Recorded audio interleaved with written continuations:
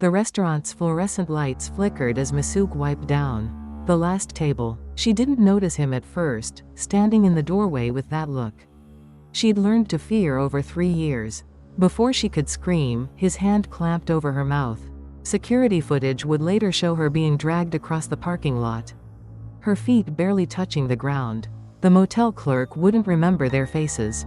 Room 304. The door clicked shut. 6 hours of silence. When the 911 call finally came through, paramedics found her on the bed, motionless. Her body told the story her voice never could, bruises painting a map of violence across her skin. Heart stopped. Too late. The detective assigned to the case seemed more interested in his coffee than the CCTV footage.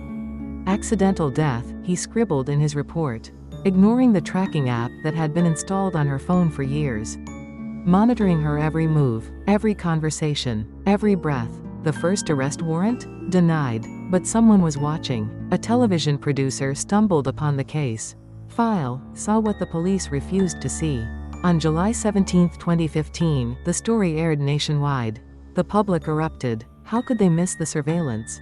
The stalking? The pattern of control? Forced to reopen the case, new investigators found what the first team had buried: the tracking software, the threatening messages, the witnesses who were never interviewed. On July 20th, a judge finally signed the warrant. 12 years in prison. That was the price for Masuk's life.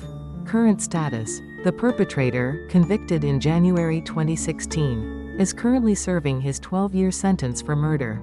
The case sparked nationwide reform discussions about domestic violence, investigations and police accountability in South Korea.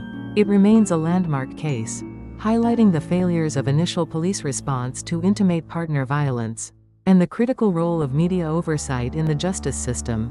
The Ulsan Dongbu police station faced internal disciplinary actions for their mishandling of the investigation.